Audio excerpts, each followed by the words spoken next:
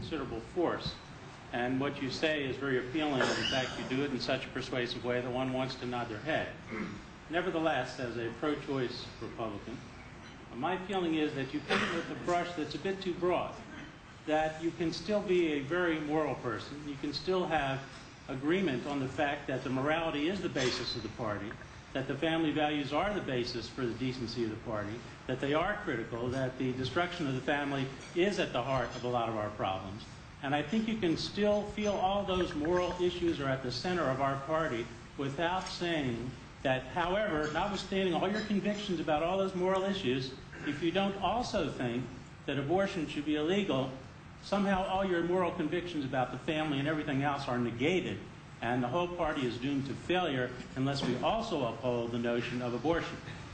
Now, of course, the issue of abortion is a very difficult one. It's like an immovable object and an irresistible force. It's pretty difficult to come to a definitive conclusion. There is none, and I probably would be very unskilled as a advocate against you in handling the issue because I'm not prepared to do so. But what I was feeling as I sat here was that I think you can have a lot of feeling about morality and being at the center of the party without feeling that being pro-choice negates all that and somehow foretells the destruction of the party. You know, I understand the sentiment. I understand the sentiment. And I think that there's a certain amount of truth in it. I am not declaring that if somebody disagrees with me on abortion, they are taking some broad-based immoral stance on every issue. That's not the point. Not the point at all. There are a lot of decent, good, moral people. They are called our founders. They were people who had tremendous moral insight, which I deeply respect. They came to some tremendous conclusions about human life and human nature, which I in fact embrace and think to be the best truth that we've discovered as yet about human affairs, in politics especially. All of this was true of them.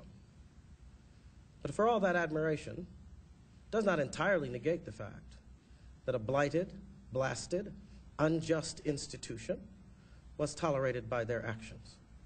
That does not make them entirely evil men and women, but it does not change the fact of that injustice and the fact that every human being ultimately was responsible for struggling against it. So yes, the people who disagree on abortion and take the pro-abortion side, the pro-choice side, they can be perfectly decent, moral human beings.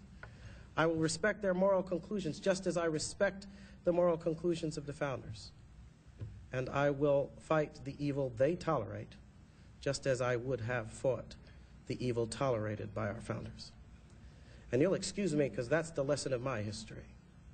And I will stand with that lesson, fall with that lesson, fight with that lesson, die if need be for that lesson, because people shall never be enslaved again by the principle that one human being, whether it be a mother or a slave owner, has the right to treat another human life as property.